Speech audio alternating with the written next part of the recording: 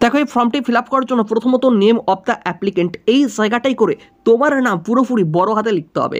তারপরে দেখো mother's, father's, husband আর guardian name এই জায়গাটাই করে তোমার বাড়ির গার্জেনের নাম কিন্তু লিখতে হবে। তারপর ভিলেজের নাম, পোস্ট অফিস, ব্লক, ডিস্ট্রিক্ট এবং স্টেটের নামগুলি লিখে ফর্মটি ফিল আপ এখানটাই করে তোমার একটা পাসপোর্ট সাইজের ফটো অ্যাটাচ করে দিতে হবে। শুরু করার আগে প্রত্যেকে জেনে নেবো যে তুমি কোন জেলা থেকে বিলং করছো, কারণ আমরা জেলাভিত্তিক বিভিন্ন প্রকার চাকরির আপডেট দিয়ে থাকি। তাই অবশ্যই তোমার জেলার নামটি নিচের কমেন্ট বক্সে কমেন্ট করে জানাবে। আর যদি ভিডিওটি ভালো লেগে থাকে তাহলে অবশ্যই লাইক করবে এবং বিভিন্ন বন্ধুদের সঙ্গে শেয়ার করে জানিয়ে দেবে যে এই চাকরির নোটিফিকেশনটি বেরিয়েছে। কারণ আমরাই একমাত্র চ্যানেল যারা বিভিন্ন জেলাভিত্তিক চাকরির আপডেটগুলো তোমাদের সামনে তুলে ধরি। তাই অবশ্যই কিন্তু সাবস্ক্রাইব করে পাশের বেলটাকে অল করতে ভুলবে না। দেখো একটা সাবস্ক্রাইব বাটন রয়েছে, ওই সাবস্ক্রাইব বাটনটাকে প্রেস করে অবশ্যই কিন্তু পাশের বেলটাকে অল করে দিও।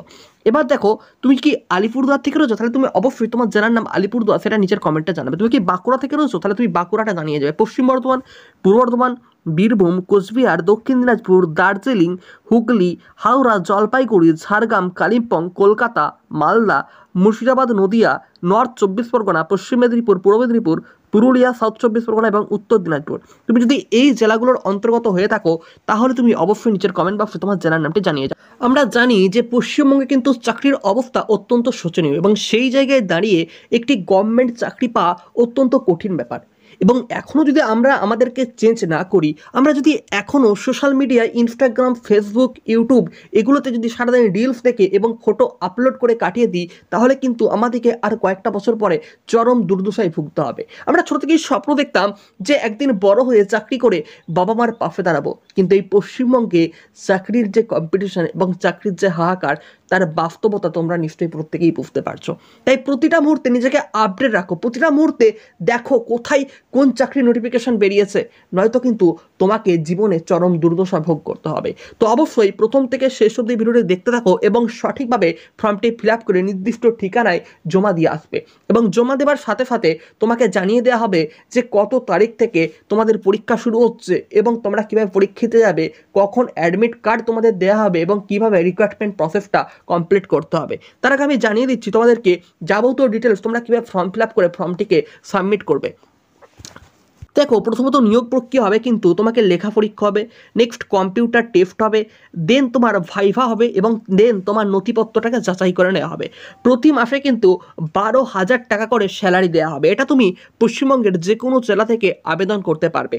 এবার দেখো এখানে পূরণ করা আবেদনপত্র, 5 টাকার স্ট্যাম্পযুক্ত নিজের নাম ঠিকানা লেখা 2টি খাম এবং পাসপোর্ট মাপের 2টি ছবি, যাবতীয় প্রমাণপত্র এগুলো সব কিছু তোমাকে খামের ভেতর পুরে এটা জমা দিয়ে আসতে হবে। দেখো এখানে কিন্তু পরিষ্কারভাবে বলে দেওয়া হচ্ছে মহিলা প্রার্থীরাই আবেদন করতে পারবে, অর্থাৎ এখানে কোনো পুরুষরা আবেদন করতে পারছে না, জাস্ট মহিলা প্রার্থীরা এখানে আবেদন করতে পারছে। এবং আবেদন করবে তোমরা কিভাবে তার পুরো প্রসেসটা ভিডিওর মাধ্যমে ভালোভাবে বুঝে নাও, কোনো প্রকার ফর্ম ফিল আপে ভুল করবে না, নয়তো তোমার এই ফর্মটি কিন্তু ক্যান্সেল হয়ে যেতে পারে। দেখো বর্তমানে কিন্তু চাকরির অবস্থা পশ্চিমবঙ্গে অত্যন্ত জটিল, তাই সেখানে একটি পোস্টেও কোনো ভ্যাকেন্সি থাকে তার জন্য তোমাকে আবেদন করতে হবে। একটা হোক বা দুটো হোক, যত কম ভ্যাকেন্সি হোক না কেন তোমাকে অবশ্যই আবেদন করতে হবে। এবার তোমাকে একটি পরীক্ষা নেওয়া হবে এই চাকরিতে নিয়োগের জন্য। পরীক্ষাটা হচ্ছে ইংলিশ 15 নম্বরের, জেনারেল স্টাডিজ 20 নম্বরের এবং 45 নাম্বার যে কোনো সাবজেক্ট স্পেসিফিকেশন, অর্থাৎ তারা নিজেদের মতো কোশ্চেন এখান থেকে দেবে। এই পরীক্ষাতে 80টি নম্বর থাকছে। দেন তোমার 10 নম্বর থাকছে কম্পিউটার টেস্ট এবং পরবর্তী 10 নম্বর থাকছে ভাইভা ভোকে, অর্থাৎ এটা হচ্ছে ইন্টারভিউ। তুমি যখনই এই রিটেন পরীক্ষা এবং কম্পিউটার টেস্ট অর্থাৎ এই 90 নম্বরের পরীক্ষায় পাস করে যাচ্ছ, ঠিক তখনই তোমাকে ইন্টারভিউয়ের জন্য কল করা হবে। এবার তুমি কিভাবে জানবে যে আমাকে কোথায় পরীক্ষার সিট পড়লো? তোমাকে পোস্টের মাধ্যমে অর্থাৎ পোস্ট অফিসে মাধ্যমে তোমার ঘরকে চিঠি চলে যাবে যে তোমার কোথায় ডেট পড়েছে, কোন টাইমে পরীক্ষা হচ্ছে এবং তোমার অ্যাডমিট কার্ডের যে কপি সমস্ত কিছু পোস্টের মাধ্যমে তোমার হাতে চলে যাবে। নেক্সট দেখো তুমি ফর্ম ফিল আপটা করে কোথায় জমা দেবে এবং কীভাবে জমা দেবে বলে দিচ্ছি। এটা হচ্ছে ফর্মটা। এই ফর্মটা ফিল আপ করার আগে অবশ্যই ভালো করে তোমার নিজের নামটা, বানান ভুল যেন এখানে না হয় কোনোভাবেই, এখানে গার্জেন নেম এবং ব্লক লেটারে নিজের নামটা লিখতে হবে। তোমাকে অ্যাড্রেস এগুলো সমস্ত কিছু নিজেকে ফিল আপ করতে হবে, অর্থাৎ তোমার গ্রামের নাম, পোস্ট অফিসের নাম, তোমার ব্লকের নাম, যারা মিউনিসিপ্যালিটির আন্ডার হচ্ছে তাদের মিউনিসিপ্যালিটির নাম, ডিস্ট্রিক্টের নাম, স্টেটের নাম, পিন নাম্বার, মোবাইল নাম্বার এবং ইমেল আইডি এগুলো সব কিছু কিন্তু ফিল আপ করতে হবে।